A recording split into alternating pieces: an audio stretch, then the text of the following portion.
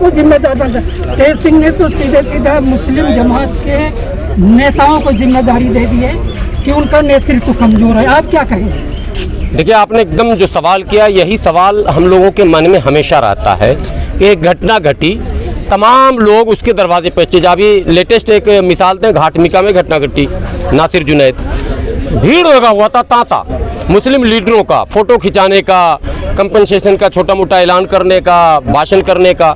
अब आप जाइए वहाँ पर, सन्नाटा है, घर में मातम पसरा हुआ है। मौका कंपनसेशन जो सरकार ने ऐलान किया था वो भी नहीं मिला, ये एक बड़ी बात। दूसरी बात है कि मुजरिम अब तक गिरफ्त से बाहर है।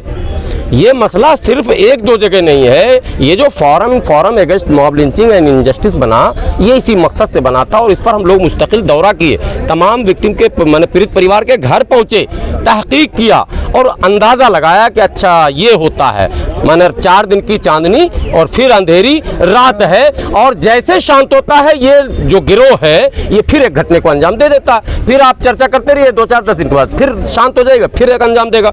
अभी जो छपरा में हुआ है, लेटेस्ट बता रहा हूं, छपरा में ये तीसरी घटना मॉब लिंचिंग की, और तीनों एक ही अंदाज में, एक ही गिरोह, एक ही नारा, एक ही झंडा, एक ही माने इल्ज़ाम। तो ऐसे में अब हम कभी सेकुलर और कम्युनल के चक्कर में पड़ते हैं, कभी हम मोदी का विरोध करते हैं, तो सेकुलर पार्टियां सोचती है कि मेरे फेवर में आ रहा मामला, यानी कांग्रेस खुश, नीतीश खुश, तेजस्वी खुश, अखिलेश खुश। लेकिन कहीं ना कहीं, जैसे अब राजस्थान में घटना घटी तो कांग्रेस की सरकार थी, छत्तीसगढ़ में अभी 2 घटनाएं घटी, एक मुस्लिम और एक क्रिश्चियन के साथ, और इसी तरह से बिहार में घटना घटी। तो हम दलगत भावनाओं से हटकर सीधी बात करते हैं कि इस तरह की घटना पर लगाम लगाने के लिए जब तक एक मजबूत कानून, ऐसा कानून जिसमें सरकार पर भी बड़ा दबाव, उसमें हमने डिमांड वाज़ाब्ता मेमोरेंडम में दिया है। इससे पहले ये तीसरा चौथा मेरा धरना है, हम धरना भी देते रहते हैं, विक्टिम परिवार के पास भी जाते हैं, स्टेट वाइज और अहमदाबाद में गए, वहाँ हमने प्रेस कॉन्फ्रेंस किया, पटना में प्रेस कॉन्फ्रेंस किया, लखनऊ में किया, गोरखपुर में किया, रांची में किया, मुस्तकिल भाग रहे हैं। हम लोग सरकार से कहते हैं पीड़ित परिवार को सरकार के माने खजाने से 1 करोड़ रुपया कम से कम मिलना चाहिए, सरकार के खजाने से। बाकी जो लोग देते हैं वो अलग, और वो टैक्स फ्री होना चाहिए। दूसरे, जो समूह के द्वारा मारा जा रहा, तो इस वीडियो के चक्कर में जो भीड़ तंत्र है उसमें क्या होता है, बचने के रास्ते निकल जाते हैं अदालत में। चूंकि अदालत की कार्रवाई इतनी लंबी चलती है कि वो कैमरे के फ्रेम में जी दाएं था तो वो बाएं था, तो वो उल्टा था, तो उसके हाथ में हथियार नहीं था, इत्यादि इत्यादि। हमने डिमांड किया हथियार रहे न रहे, चाहे तुम दाएं खड़े रहो या बाएं खड़े रहो, उस भीड़ के अगर हिस्सा हो, उस फ्रेम में अगर आ गए कैमरे में, सब पर मुकदमा चलेगा और फांसी से कम की सजा नहीं होनी चाहिए। ये एक बात हो गई। तीसरे अहम मांग है प्रिवेंशन ऑफ एट्रोसिटी एक्ट 1989, जो कांग्रेस ने लाया था उस ज़माने में SC ST को सोशल और लीगल माने प्रोटेक्ट करने के लिए, जिससे बड़ा बेनिफिट मिला, ये नहीं कहेंगे कि नहीं मिला। उस कानून के आने से इस तमाम कुंबे को, यानी SC और ST को एक भरोसा मिला कि हमको कोई मारेगा, गाली देगा, सताएगा तो हम इसका सहारा ले सकते हैं, और लोग डर भी रहे हैं, एक डर बना।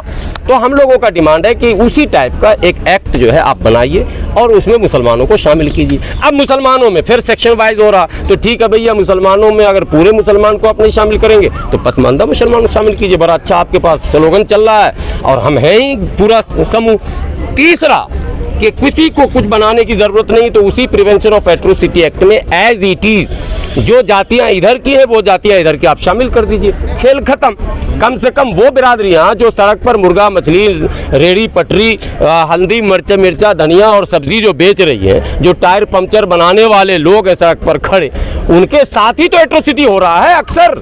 वो रईस लोगों के साथ तो अब तक मॉब लिंचिंग में कोई अरबपति खरबपति मारा गया क्या? कोई नहीं मारा गया, इल्ला माशाल्लाह एक पूना का मॉब लिंचिंग है जिसमें इंजीनियर था पढ़ा लिखा, वो सुनियोजित ढंग से हुआ था। पूरे भारत के मॉब लिंचिंग के इतिहास देखेंगे तो उसमें दबे कुचले डिप्रेस कास्ट जो मुस्लिम हैं वही उसके जद में आ रहे हैं। तो ये तो अच्छा मौका है। अब मोदी जी को इस वक्त जो है वोट भी चाहिए और पसमानदा की बड़ी आवाज़ भी लगा रहे हैं, तो और अच्छी बात है। मोदी जी आपकी सरकार भी है, बड़े ऑर्डिनेंस आते हैं, ऑर्डिनेंस ये भी ले आइए। ये सारे डिमांड से कहा था कि ये जो गौरक्षक है ना, ये उगाही करते हैं, सब क्रिमिनल है ये ओपन हो चुका है। हरियाणा की पुलिस का स्टिंग ऑपरेशन हो चुका है। ये उगाही का गैंग है, गुंडा गैंग है, आतंकवादी गैंग है ये।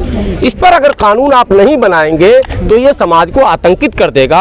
अब अंजाम क्या होगा? बिहार में जैसे वो बना था जातिवादी, जब लड़ाई चली थी तो वो जो मुखिया था वो एक संगठन बनाया था, परमेश्वर मुखिया ने जो बनाया था, तो उस टाइप का अगर बनने लगेगा तो फिर काउंटर गिरोह बनेगा तो पूरे देश में गिरोह बन जाएगा।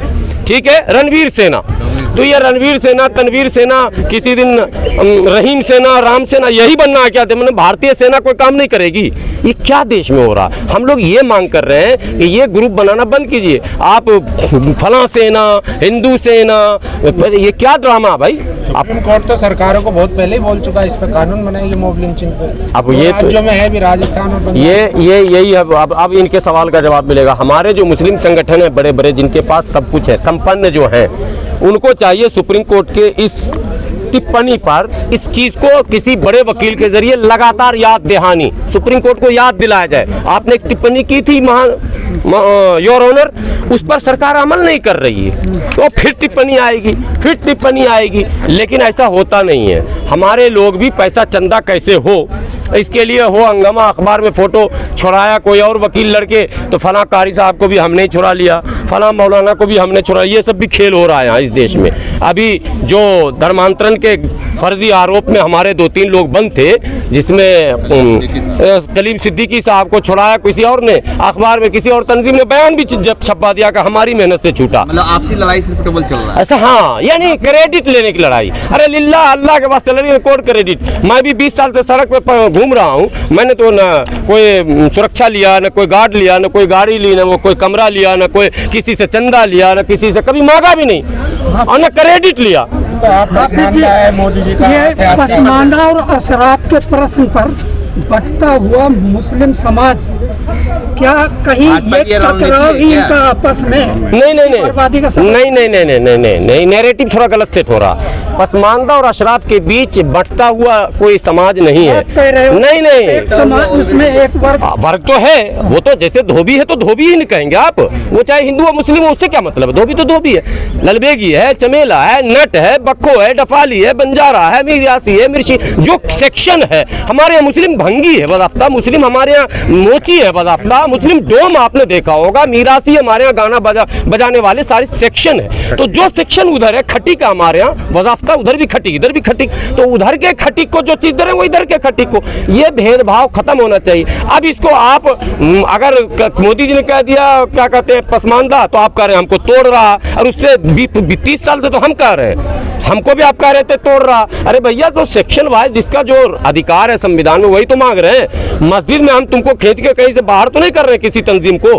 आज तक कभी देखे पसमानदा का 500 आदमी गया किसी जमीयत या जमात या किसी का हमला बोला? नहीं भाई, वो अपने हक अधिकार की बात करता है। मजहबी हुकूक, समाजी हुकूक और आईनी हुकूक की हम बात करते हैं। ठीक है, इसमें तोड़-फोड़ उन मुल्ला मौलानाओं में खुद है, उनको मसलक से पेट नहीं भरता है तो मशावरत को 3 टुकड़े कर देते हैं, वो जमीयत को 2 टुकड़े कर देते हैं, वो जमात को 2 टुकड़े कर देते हैं, वो तो मशावरत को 2 टुकड़े कर देते हैं। उनको ना बोलिए, आप समझाइए, वो सब 2 टुकड़े 3 टुकड़े वो कर रहे हैं, हम लोग जोड़ रहे हैं। मॉब लिंचिंग की बात करते हैं, सीमित मुसलमानों का विरोध और न्यायपालिका की खामोशी। अभी देखें ना, यूसीसी पर सब हंगामा मचाए हुए है ना, लेकिन आज तक पसमानदा के अधिकार को लेकर इन्होंने 341 पर कोई धरना दिया। अब सवाल करेंगे तो बोलेंगे आप ऐसा क्यों करते हैं। मैं इन मौलानाओं से ना पूछूं क्या आप 341 पर कभी सब धरना प्रदर्शन आपने नहीं किया, और पसमानदा पर कभी आप बोले नहीं, और यूसीसी पर हंगामा करने लग गए। तो ये खुद धर्म का एंगल बनाते रहते हैं, जज्बाती मुसलमान को जज्बाती बनाकर